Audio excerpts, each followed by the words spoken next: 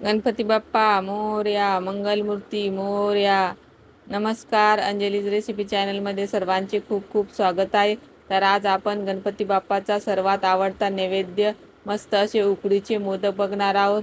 अगदी मऊ लुसलुशीत बनवून हे तयार होतात. रेसिपी एकदम सोपी आहे, त्यासाठी व्हिडिओ शेवटपर्यंत बघा आणि रेसिपी आवडली तर लाईक करा. तर सर्वात अगोदर आपण सारण बनवण्यासाठी लागणारं साहित्य बघू. इथे मी एक नारळ खिसून घेतलेला आहे. तो या वाटीने मोजला तर 1.5 वाटी भरलेला आहे. थोडीशी इलायचीची पूड घेतलेली आहे. 5-6 बदाम आणि 5-6 काजू जाडसर वाटून घेतलेले आहेत. इथे 1.5 वाटी ओल्या खोबऱ्याचा किस घेतलेला आहे. त्यासाठी पाऊण वाटी आपल्याला गूळ लागणार आहे. खोबऱ्याच्या किसाचा निम्मा गूळ आपल्याला इथे वापरायचा आहे. 2 चमच साजूक तूप. मोदकासाठी लागणारी उकड बनवण्यासाठी इथे आपण राशनच्या तांदळाच्या पिठाचा उपयोग करणार आहोत. तर इथे मी या वाटीनं 2 वाटी राशनच्या तांदळाचं पीठ घेतलेले आहे. ते आता चाळून घेऊ, म्हणजे मग पिठामध्ये जे जाडसर कण असतात ते आपल्याला वेगळे करता येतील. तर आता तयार झालेलं पीठ एका छोट्या ताटीमध्ये काढून घेऊ. आता एका पातेल्यामध्ये आपल्याला पाणी घालायचं आहे अन्नासाठी. तर इथे आपण 2 वाटी तांदळाचं पीठ घेतलेलं आहे. त्यासाठी इथे 2 वाटीच आपल्याला पाणी लागणार आहे. पण इथे मी 1.5 वाटी पाणी आणि अर्धी वाटी दूध घातलेलं आहे. दूध घातल्यामुळे आपल्या उकडला छान कलर येतो.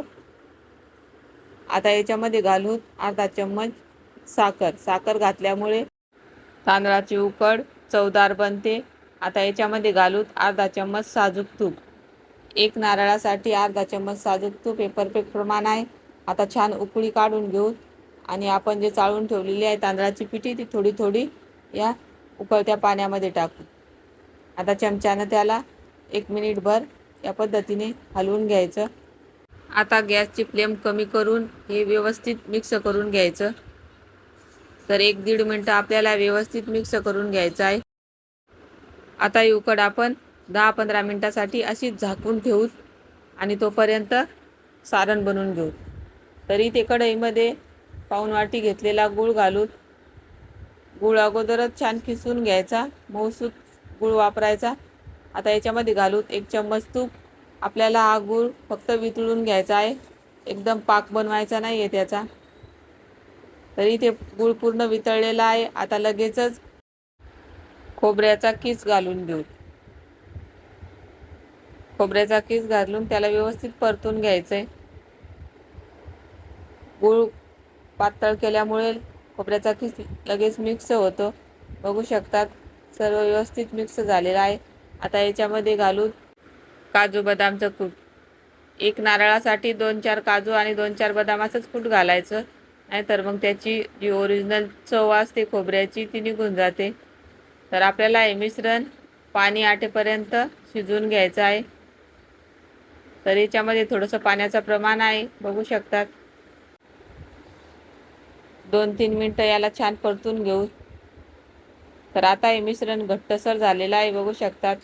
आता आपण गॅस बंद करू आणि हे मिश्रण खाली उतरून त्याच्यामध्ये इलायचीची पूड मिक्स करून घेऊ. आता सारण थंड करून घेऊ. आता एक महत्त्वाची टिप्स सांगणार आहे तुम्हाला. हे सारण थोडंसं गरम असताना त्याच्यामध्ये 1 चम्मच तांदळाचं पीठ घालायचं, म्हणजे मग ते मोदकात भरताना सारण बाहेर येत नाही. व्यवस्थित मिक्स करून घेऊ. तर इकडे 10 मिनटं झालेली आहेत. आपलं सारण बनवून तयार आहे. आता आपण उकड बघू. आता ही उकड एकदम गार झालेली नाही, कोमटच आहे. आता एका थाटीमध्ये काढून घेऊ आणि वाटी किंवा तांब्याच्या मदतीने या पद्धतीने व्यवस्थित ते पीठ एकजीव करून घेऊ. कोमट असल्यामुळे हाताला पोळते, त्याच्यामुळे या पद्धतीने एकजीव करून घ्यायचं. आता थोडा थोडा पाण्याचा हात लावून छान पीठ मळून घ्यायचं. उकड घेताना आपण मीठ घातलेलं नव्हतं, त्याच्यामुळे आता चवीपुरतं मीठ घालायचं आणि व्यवस्थित मिक्स करून छान मऊसूत पीठ मळून घ्यायचं. उकड घेताना आपण दुधाचा उपयोग केला होता, त्याच्यामुळं मीठ घातलं नव्हतं. मीठ घातल्यामुळे दूध फाटू शकलं असतं. आता या पद्धतीने छान मऊसूत आपल्याला हे पीठ मळून घ्यायचं आहे. तर बघू शकता किती मस्त आपलं पीठ बनवून तयार झालेलं आहे. आता त्याला परत 1 मिनिटभर छान मळून घेऊ. तरी ते आपलं मोदकासाठी लागणारं पीठ तयार झालेलं आहे. आता पिठाला थोडासा तुपाचा हात लावून घेऊ, म्हणजे मग ते कडक होणार नाही, लगेचच मोदक बनवायला घेऊ. तर इथे मी एवढा उंडा घेतलेला आहे मोदक बनवण्यासाठी. तर बघू शकता या पद्धतीने हातावर गोल लाटी बनवून घ्यायची आणि ती कोरडी तांदळाच्या पिठामध्ये बुडवून घ्यायची. आता आपण पुरणपोळीला जशी वाटी बनवतो तशी वाटी बनवून घ्यायची. मध्यभागी थोडी जाडसर ठेवायची, म्हणजे मग मोदक फुटत नाही. आता या पद्धतीने त्याला खोलगट बनवून घ्यायचं, तळ हातावर ठेवायचं आणि सारण घ्यायचं. तर इथे मी एवढा गोळा घेतलेला आहे सारणाचा, तो बरोबर मध्यभागी ठेवायचा आणि या पद्धतीने अगदी बुडापाशी धरून कळ्या पाडून घ्यायच्या. अगदी जवळजवळच कळ्या पाडायच्या. जेवढ्या शक्य होतील तेवढ्या जास्तीत जास्त कळ्या पाडण्याचा प्रयत्न करायचा. तर बघू शकता मी या पद्धतीने कळ्या पाडून घेतलेल्या आहेत. तर तुम्हाला ही माझी मोदकाची रेसिपी कशी वाटते नक्की कमेंटमध्ये सांगा. तरी ते पूर्ण मोदकाला कळ्या पाडून झालेल्या आहेत. आता अलगद वरच्या बाजूने या पद्धतीने मोदक पॅक करून घ्यायचा. अगदी अलगद अलगद पूर्ण तोंड मिटकून घ्यायचं या पद्धतीने, म्हणजे आपल्या कळ्या व्यवस्थित राहतील. थोडासा पिठाचा हात लावायचा आणि या पद्धतीने आकार देऊन घ्यायचा. तर इथे आपला मस्त असा कळीचा मोदक तयार झालेला आहे. खालच्या बाजूने या पद्धतीने त्याला मस्त गोल आकार देऊन घ्यायचा. तर मस्त सुबक असा हा कळीचा मोदक तयार झालेला आहे.